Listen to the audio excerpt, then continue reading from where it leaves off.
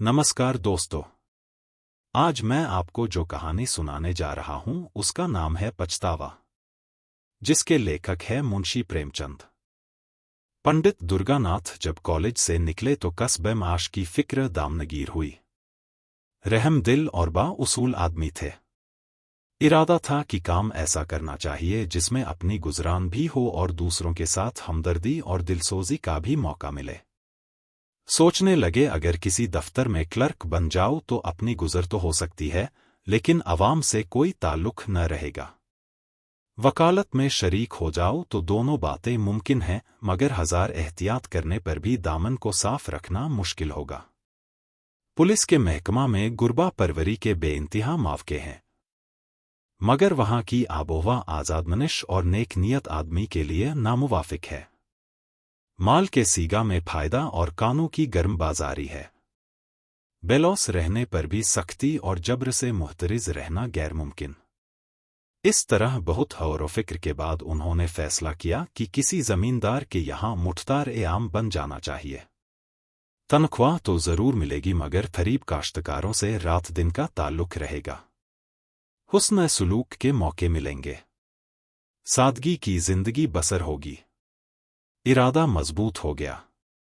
कुंवर बिशाल सिंह एक साहब सरवत जमींदार थे। उनकी खिदमत में हाजिर हुए और अर्ज की कि मुझे भी अपने नमकवारों के जुमरे में शामिल कर लीजिए। कुंवर साहब ने उन्हें सर से पांव तक देखा और बोले, पंडित जी, मुझे आपको अपने यहाँ रखने से बड़ी खुशी होती, मगर आपके लायक मेरे यहाँ कोई जगह नहीं है।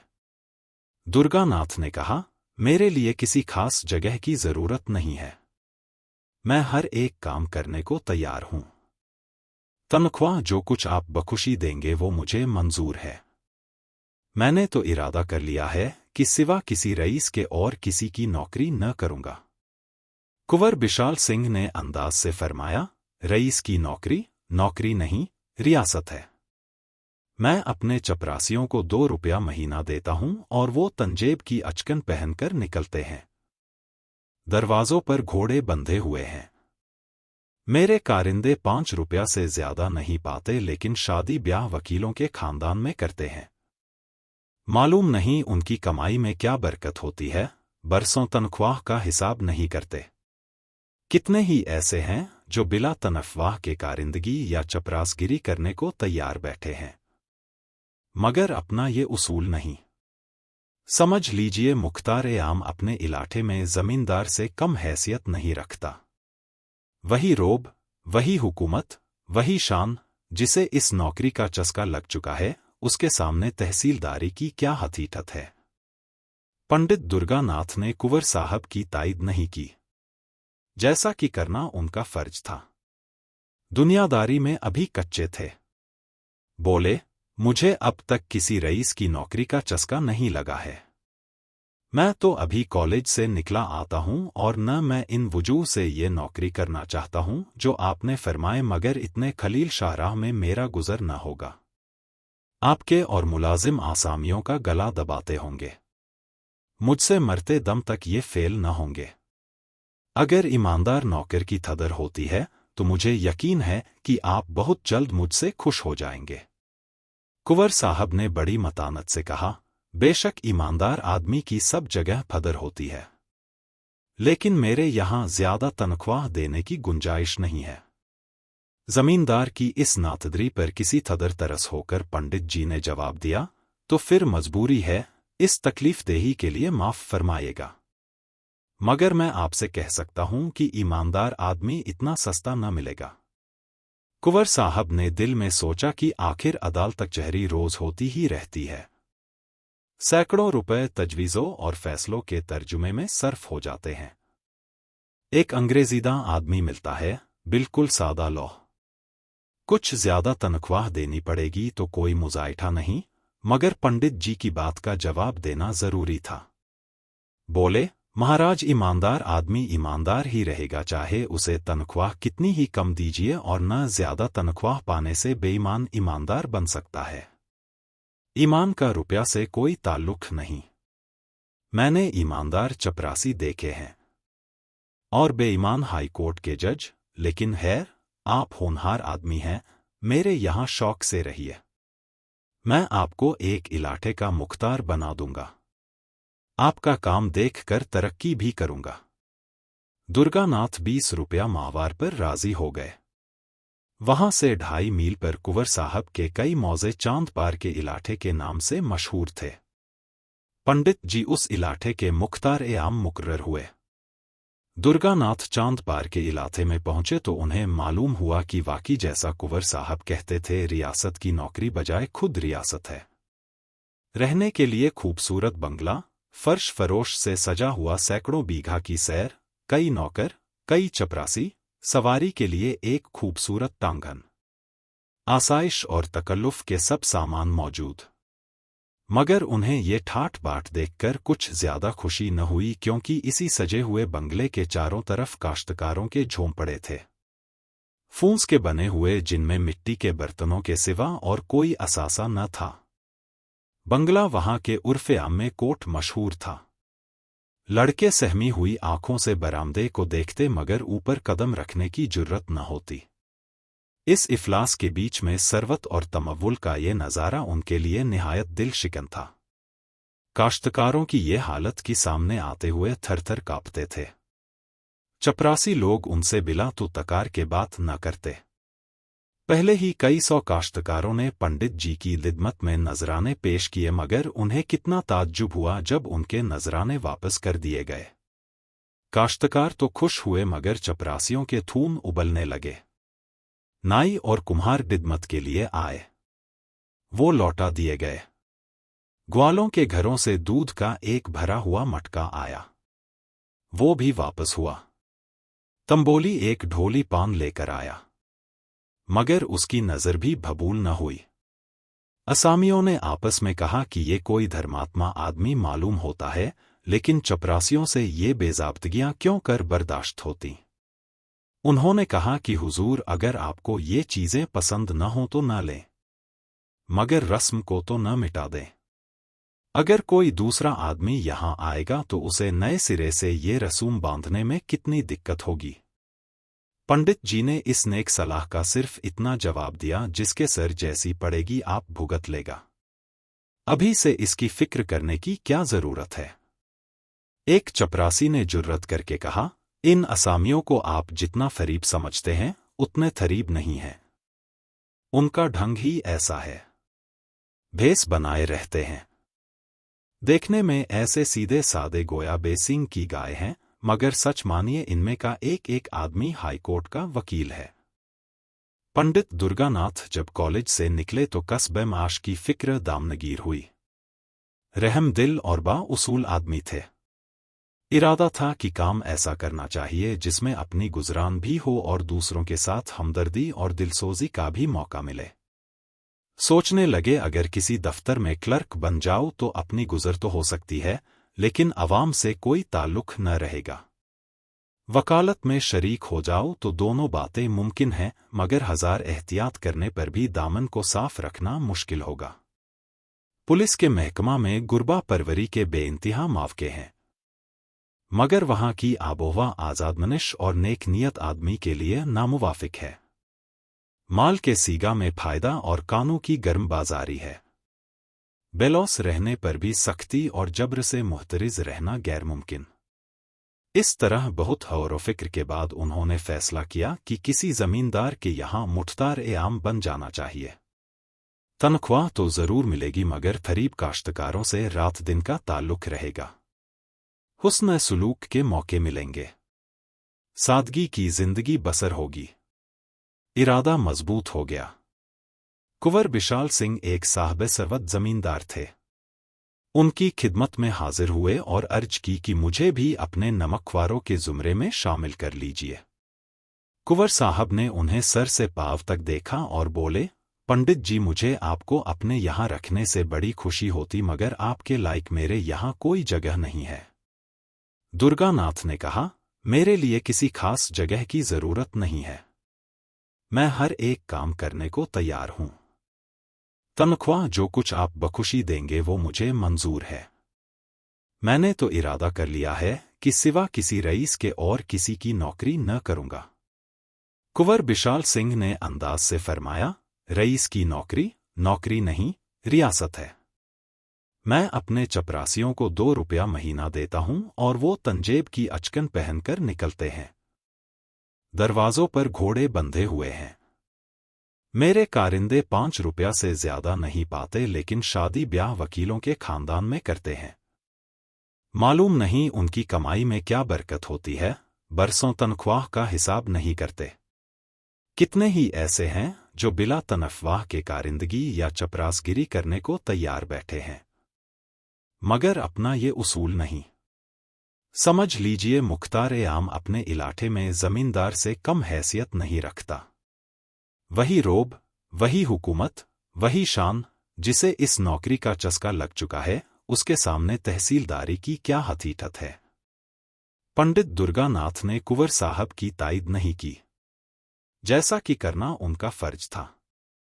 दुनियादारी में अभी कच्चे थे। बोले, मुझे अब तक किसी रईस की नौकरी का चस्का नहीं लगा है।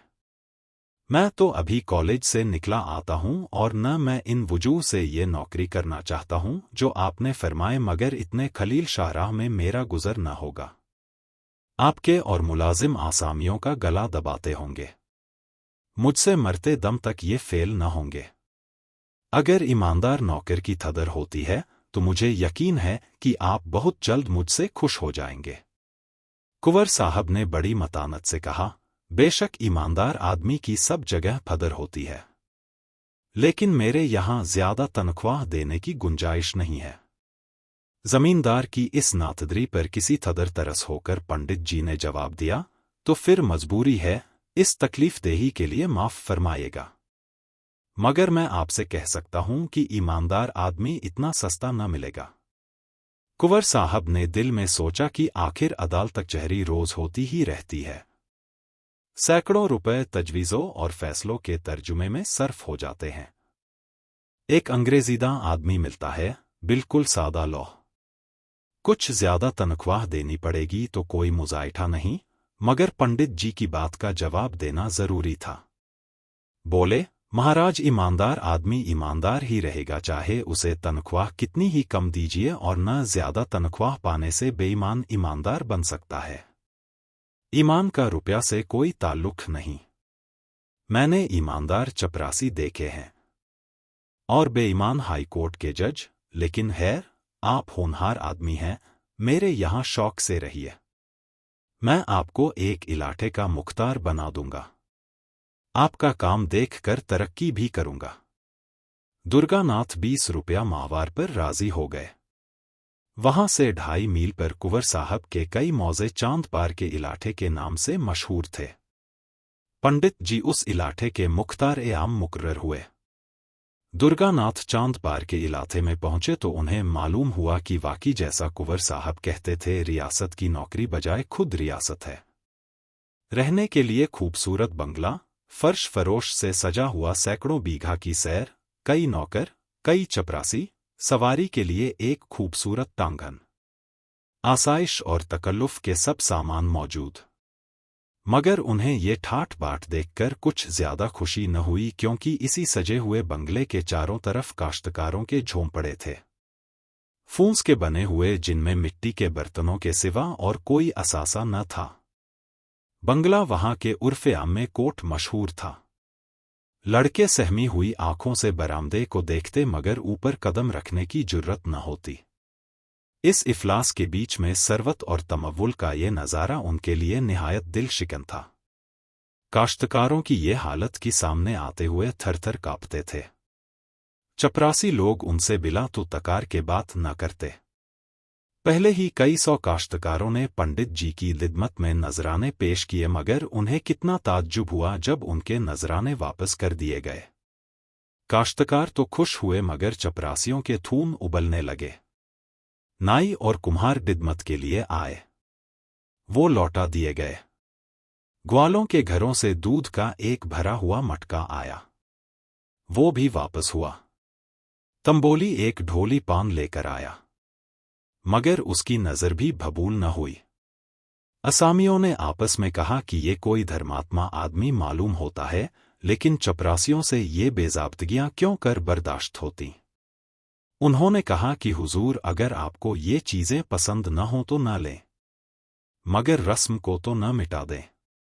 अगर कोई दूसरा आदमी यहां आएगा तो उसे नए सिरे से ये रसूम बांधने में कितनी दिक्कत होगी। पंडित जी ने इस नेक सलाह का सिर्फ इतना जवाब दिया, जिसके सर जैसी पड़ेगी आप भुगत लेगा। अभी से इसकी फिक्र करने की क्या जरूरत है। एक चपरासी ने जुर्रत करके कहा, इन असामियों को आप जितना फरीब समझते हैं उतने फरीब नहीं हैं। उनका ढंग ही ऐसा है, भेस बनाए रहते हैं। देखने में ऐसे सीधे सादे गोया बेसिंग की गाय हैं, मगर सच मानिए इनमें का एक एक आदमी हाईकोर्ट का वकील है। मगर चपरासियों की इस बहस का पंडित जी पर कुछ असर न हुआ। उन्होंने हर एक काश्तकार से हमदर्दाना और बिरादराना बर्ताव करना शुरू किया। सुबह से 9 बजे तक गरीबों को मुफ्त दवाएं देते, फिर हिसाब किताब का काम देखते। उनके अटलाफ ने असामियों को मोह लिया। मालगुजारी का रुपया जिसके लिए हर साल कुर्की और नीलामी की जरूरत होती थी, इम साल एक इशारे पर वसूल हो गया। किसानों ने अपने भाग सराहे और मनाने लगे कि हमारे सरकार की कभी बदली न हो। कुंवर विशाल सिंह अपनी रियाया की परवरिश का बहुत ख्याल रखते थे। बीज के लिए अनाज देते, मजदूरी और बैल के लिए रुपए, फसल कटने पर 1 के 1.5 वसूल कर लेते, जैसा कि मुनासिब था। चांद पार के इलाके में कितने असामी उनके मतरूज थे। चैत का महीना था। फसल कुछ खलियान में थी, कुछ घर में आ चुकी थी। कुंवर साहब ने चांद पार वालों को बुलाया और कहा, हमारा अनाज और रुपया बेबाक कर दो, चैत आ गया। जब तक सख्ती न की जाए तुम लोग डकार तक नहीं लेते। इस तरह काम नहीं चल सकता। बूढ़े मलूका ने कहा, सरकार, असामी कभी अपने मालिक से बेबाक हो सकता है, कुछ अभी ले लिया जाए, कुछ फिर दे देंगे। हमारी गर्दन सरकार की मुट्ठी में है। कुंवर साहब ने फरमाया, आज कौड़ी कौड़ी चुकाकर तब यहां से उठने पाओगे। तुम लोग हमेशा इसी तरह हीला हवाला करते रहते हो। मलूका ने मिन्नत करके कहा, हमारा पेट है, सरकार की रोटियां हैं, हमको और क्या चाहिए। जो कुछ उपज है वो सब सरकार ही की तो है। कुंवर साहब को मलूका की इस जबान दराजी पर गुस्सा आ गया। राजा रईस ठहरे, उसे सख्त सुस्त कहा और बोले, कोई है, जरा इस बुढ़े की गोशमाली तो कर दे।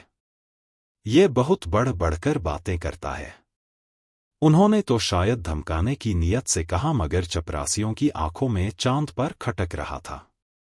एक तेज दम चपरासी ठादिर थान ने लपक कर बूढ़े किसान की गर्दन पकड़ी और ऐसा धक्का दिया कि वो बेचारा तेवरा कर जमीन पर गिर पड़ा। मलूका के 2 जवान बेटे चुपचाप खड़े थे। बाप की ये हालत देखी थून ने जोश मारा। दोनों झपटे और खादिर थान पर टूट पड़े। धमाके की आवाजें आने लगीं। साफा गिरा, अचकन तार-तार हुई और खादिर थान जमीन दोज हो गए। हाँ, जबान की तेजी में जर्रा भर फर्क न आया। मलूका ने देखा कि बात बिगड़ गई। उठा और ठादिर थान को छुड़ाकर अपने लड़कों को गालियां देने लगा। जब लड़कों ने उल्टे उसी को डांटा तो दौड़कर कुंवर साहब के पैरों पर गिर पड़ा। मगर बात सचमुच बिगड़ चुकी थी। उसकी मसलहत आमेजियां बेअसर हुईं। कुंवर साहब की आंखों से शोले निकल रहे थे। बोले, बेईमान, आंखों के सामने से दूर हो जा, वरना तेरा भून पी जाऊंगा। बूढ़े के जिस्म में ठून तो न था, मगर कुछ गर्मी जरूर थी। समझा था कि ये कुछ इंसाफ करेंगे। ये फटकार सुनकर बोला, सरकार, बुढ़ापे में आपके दरवाजे पर पानी उतर गया और इस पर सरकार हमी को डांटते हैं। कुंवर साहब ने कहा, तुम्हारी इज्जत अभी क्या उतरी है, अब उतरेगी। दोनों लड़के तैश में आकर बोले, सरकार अपना रुपया लेंगे, किसी की इज्जत लेंगे। कुंवर साहब ने ऐंठ कर, रुपया पीछे लेंगे, पहले देखेंगे तुम्हारी इज्जत कैसी है। चांद पार के किसान अपने गांव में पहुंचकर पंडित दुर्गानाथ से ये राम कहानी कह ही रहे थे कि इतने में कुंवर साहब का आदमी पहुंचा और खबर दी कि सरकार ने इसी दम आपको बुलाया है। दुर्गानाथ ने असामियों को तशफ़ी दी और घोड़े पर सवार होकर दरबार में हाजिर हुए। कुंवर साहब की आंखें गुस्से से लाल थीं, चेहरा तमतमाया हुआ। कई मुख्तार और चपरासी बैठे हुए आग पर तेल डाल रहे थे। पंडित जी को देखते ही कुंवर साहब बोले, चांद पार वालों की हरकत आपने देखी? पंडित जी ने सर झुकाकर कहा, जी हां, निहायत रंज हुआ, ये तो ऐसे सरकश न थे। कुंवर साहब बोले, ये सब आप ही के कदमों की बरकत है। आप अभी स्कूल के लड़के हैं।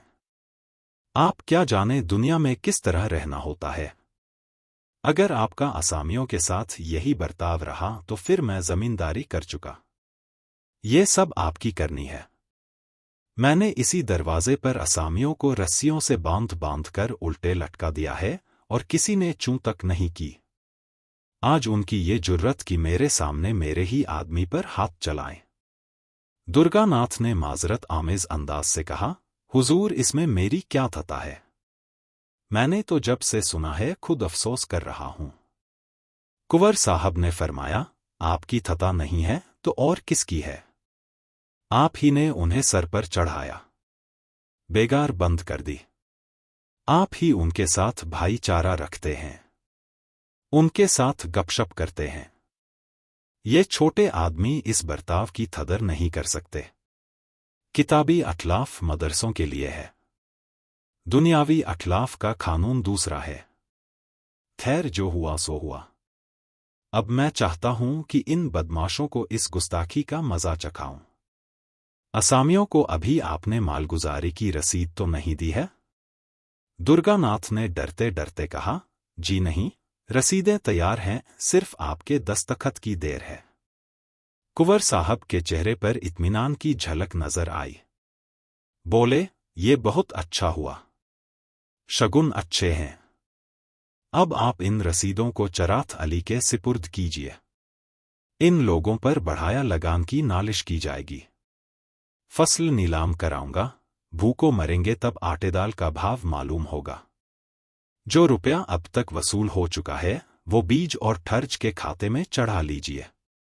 आपको शहादत सिर्फ ये देनी होगी कि मालगुजारी की मद में नहीं, धर्जा की मद में रुपया वसूल हुआ, बस। दुर्गानाथ सकते में आ गए। क्या यहां भी उन्हें आफतों का सामना करना पड़ेगा जिनसे बचने के लिए ये गोशाइटनाथ इख्तियार किया था। जानबूझकर इतने गरीबों की गर्दन पर छुरी फेरूं, इसलिए कि मेरी नौकरी कायम रहे। ना, ये मुझसे ना होगा। बोले, क्या मेरी शहादत के बगैर काम न चलेगा? कुंवर साहब ने गुस्से से कहा, क्या इतना कहने में आपको कोई उज़्र है?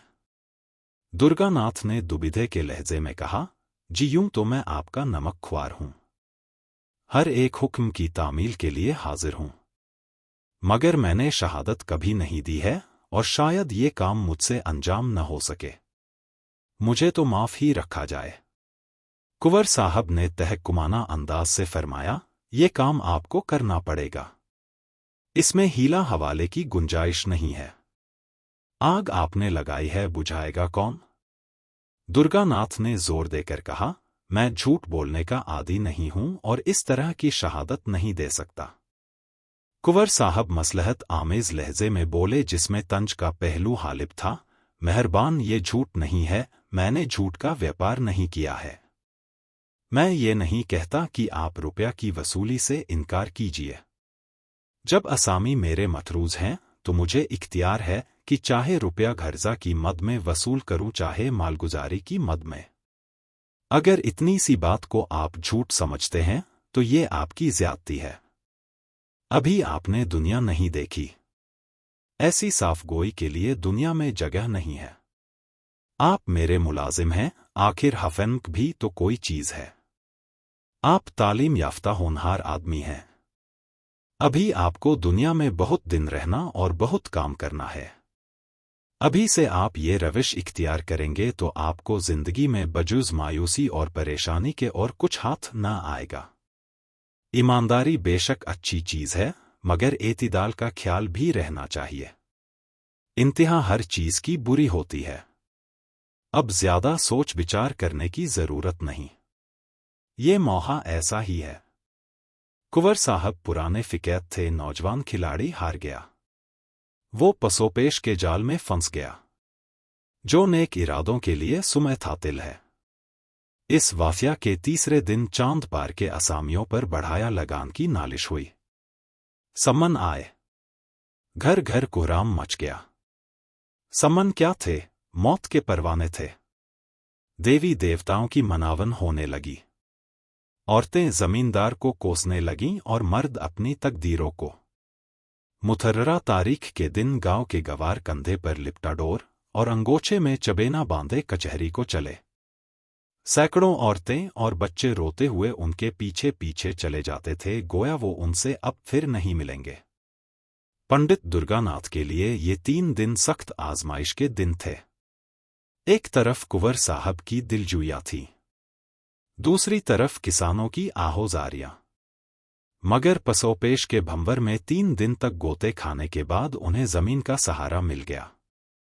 दिल ने कहा, यह पहली आजमाइश है, अगर इसमें नाकाम रहे तो फिर उनका सामना करना है मुमकिन। फैसला हो गया कि मैं अपने फायदे के लिए इतने बेकसों को नुकसान न पहुंचाऊंगा।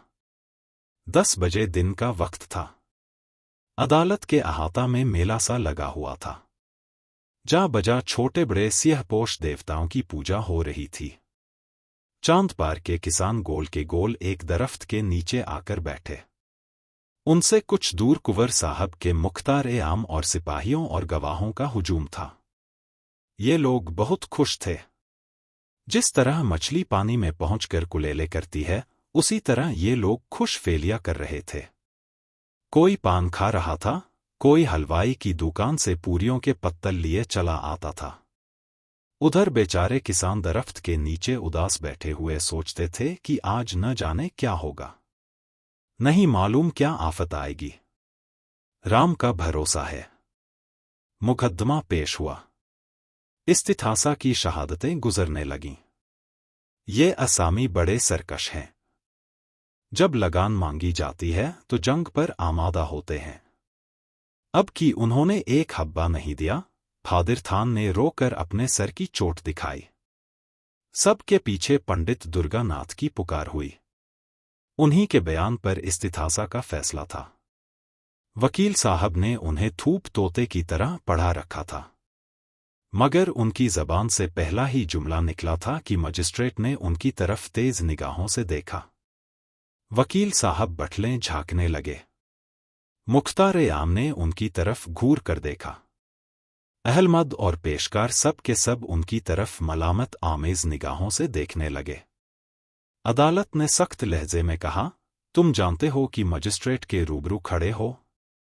दुर्गानाथ ने मुअद्दबाना मगर मुस्तफिल अंदाज से जवाब दिया, जी हाँ, खूब जानता हूं। अदालत, तुम्हारे ऊपर दरोथ बयानी का मुकद्दमा आयद हो सकता है। दुर्गानाथ, बेशक, अगर मेरा बयान फलत हो। वकील ने उनसे तंजिया लहजे में कहा, मालूम होता है किसानों के दूध घी और नजर व नियाज ने ये काया पलट कर दी है, और मजिस्ट्रेट की तरफ उसी अंदाज से कहा। दुर्गानाथ बोले, आपको उन नियमतों का ज्यादा तजुर्बा होगा। मुझे अपनी रूखी रोटियां ज्यादा प्यारी हैं। अदालत ने पूछा, तुम अज़रुए हलफ कहते हो कि इन असामियों ने बिल्कुल मुतालिबा चाट कर दिया है? दुर्गानाथ ने जवाब दिया, जी हाँ, मैं अज़रुए हलफ कहता हूं कि उनके जिम्मे लगान की एक कौड़ी बाठी नहीं है। अदालत, रसीदें क्यों नहीं दी? दुर्गानाथ, मेरे आधा का हुक्म। मजिस्ट्रेट ने नालिशें खारिज कर दी। कुंवर साहब को जूं ही इस शिकस्त की खबर मिली, उनके नैज़ो खज़ब की कोई हद न रही। पंडित दुर्गानाथ को हजारों ही बेनुकत सुनाई। नमकहराम, दगाबाज, बेवफा, मक्कार, मैंने इस शख्स की कितनी खातिर की, मगर कुत्ते की दुम कभी सीधी नहीं होती। आखिर दखा कर ही गया। खैरियत ये हुई कि पंडित दुर्गानाथ मजिस्ट्रेट का फैसला सुनते ही मुख्तार-ए-आम को कुंजियां और कागजात सुपुर्द करके रुखसत हो गए थे, वरना इस नमकहरामी के सिले में कुछ दिनों तक हल्दी और गुड़ पीने की जरूरत होती। कुंवर साहब का लेनदेन वसी पैमाने पर था। चांद पार बड़ा इलाका था। वहां के असामियों पर कई हजार की रकम आने को थी। उन्हें यकीन हो गया कि अब ये रुपया डूब जाएगा। वसूल होने की कोई उम्मीद नहीं। इस पंडित ने असामियों को सिर चढ़ा दिया। अब उन्हें मेरा डौफ नहीं रहा।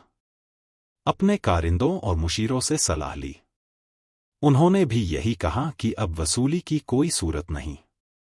कागजात अदालत में पेश किए जाएंगे तो आमदनी का टैक्स तो लग जाएगा, मगर रुपया वसूल होना मुश्किल। उज़्रदारियां होंगी। कहीं साहब में कोई गलती निकल आई तो रही सही साख भी जाती रहेगी और दूसरे इलाकों का रुपया भी मार पड़ेगा। मगर दूसरे दिन जब ठाकुर साहब पूजा पाठ से फारिग होकर अपने चौपाल में बैठे तो क्या देखते हैं कि चांद पार के असामी गोल के गोल चले आ रहे हैं। उन्हें ढौफ हुआ कि कहीं ये सब कोई फसाद करने तो नहीं आए। मगर किसी के हाथ में लकड़ी तक न थी। मलूका आगे आगे आता था।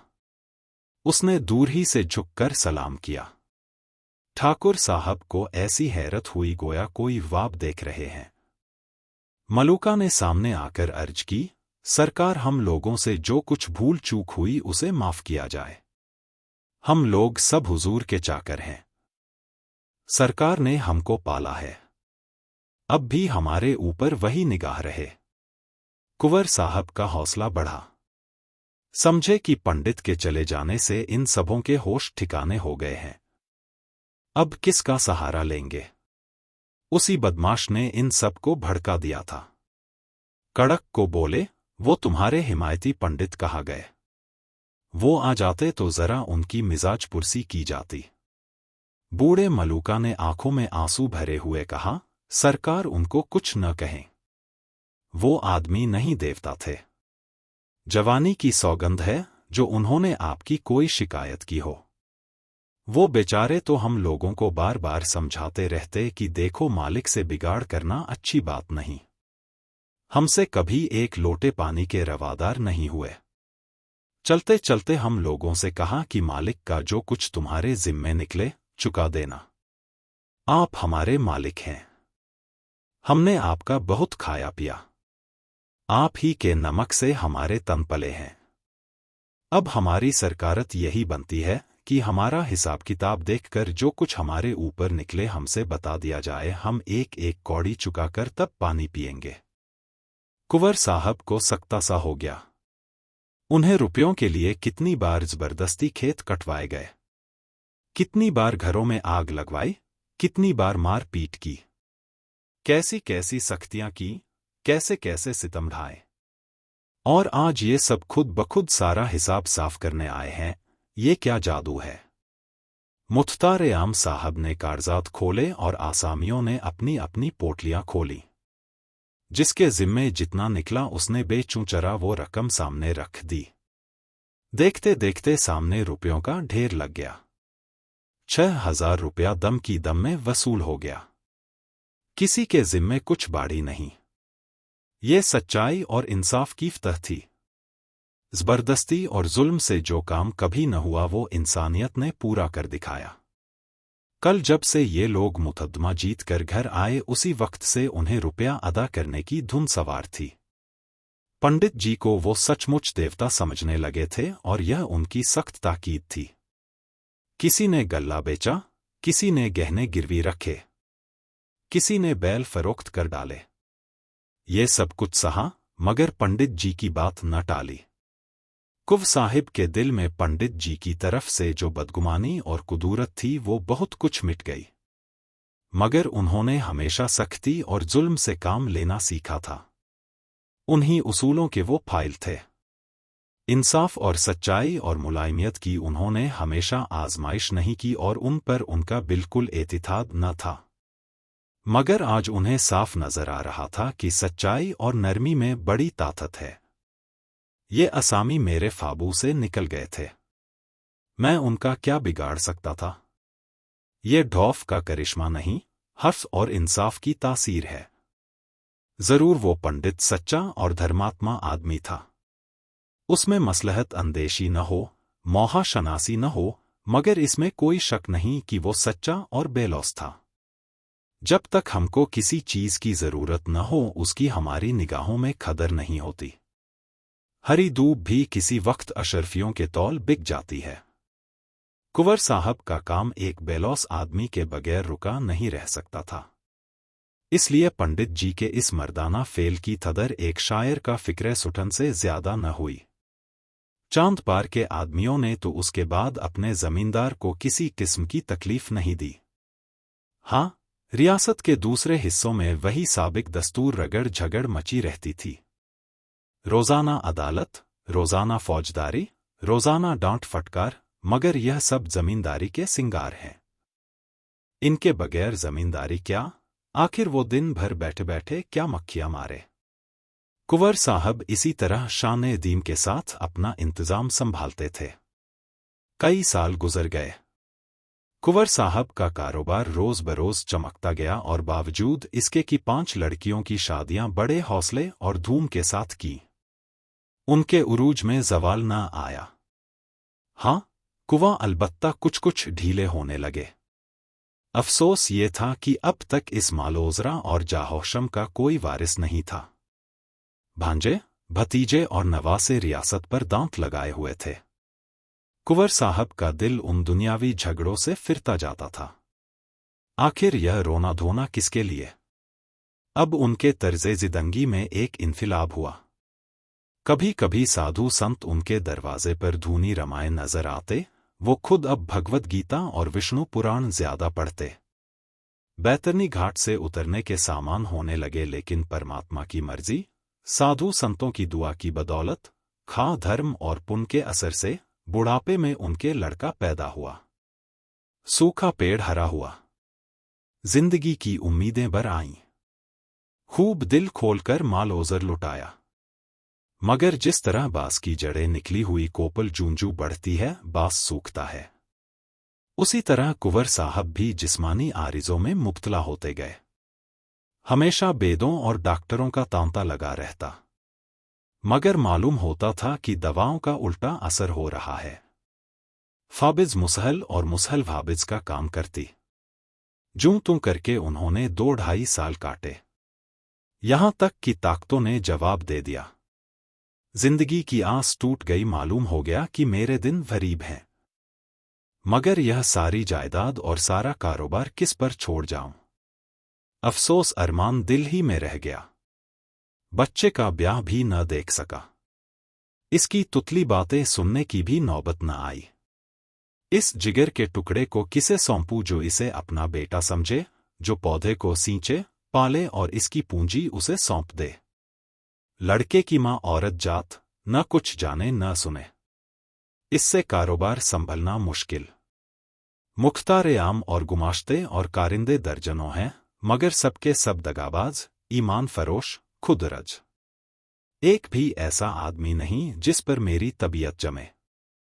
कोर्ट ऑफ वार्डर्स के सुपुर्द कर दूं तो वहां भी वही सब आफते। कोई इधर दबाएगा, कोई उधर खींचेगा। यतीम बच्चे का कौन पुरसा होगा? हाय, मैंने आदमी की कदर न की। मुझे आदमी नहीं हीरा मिल गया था। मैंने उसे ठीकरा समझा। कैसा सच्चा, कैसा दिलेर, अपने ईमान पर कायम रहने वाला आदमी था। वो अगर कहीं मुझे मिल जाए तो मेरे सब बिगड़े काम बन जाए। इस बदनसीब लड़के के दिन फिर जाएं।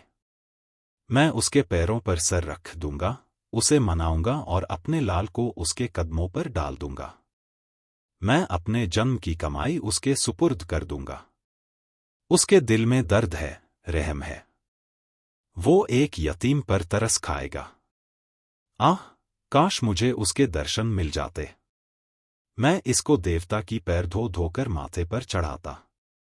आंसुओं से उसके पैर धोता, उसकी मिन्नत करता, उससे दया का दान मांगता। वही अगर हाथ लगाए तो ये डूबती हुई डोंगी पार लग सकती है। ठाकुर साहब की हालत रोज बरोज खराब होती गई। वक्त आखिर आ पहुंचा। उन्हें पंडित दुर्गानाथ की रट लगी हुई थी। बच्चे की सूरत देखते और कलेजे से एक आह निकल जाती। बार बार पछताते और ख्वे अफसोस मलते, हाय, उस देवता को कहाँ पाऊं? जो शख्स इस वक्त उनके दर्शन करा दे, आधी जायदाद उसके निछावर कर दूं। प्यारे पंडित, मेरी खता मुआफ करो। मैं अंधा था, नादान था। अब मेरी बाह पकड़ो, मुझे डूबने से बचाओ। इस मासूम बच्चे पर तरस खाओ। अजी जो हारिब का जमघट सामने खड़ा था। कुंवर साहब ने उनके चेहरों की तरफ नीमवा आंखों से देखा। सच्ची फमटवारी कहीं नजर न आई। हर एक चेहरे पर खुदर्जी झलक रही थी। आलमयास में उन्होंने आंखें मूंद ली। उनकी बीवी जार-जार रो रही थी। आखिर उससे जब्त न हो सका। उसने रोते हुए थरीब जाकर कहा, पति जी हमको और इस अनाथ बालक को किस पर छोड़े जाते हो? कुंवर साहब ने आहिस्ते से कहा, पंडित दुर्गानाथ पर, वो जल्द आएंगे, मेरा दिल कहता है। उनसे कह देना कि मैंने अपना सब कुछ उसके भेंट कर दिया, ये मेरी आखिरी वसीयत है। अगर आपको ये कहानी पसंद आई हो तो लाइक करें, कमेंट करें और सब्सक्राइब करें। हम लोग जल्द ही मिलते हैं अगले वीडियो में। तब तक के लिए धन्यवाद।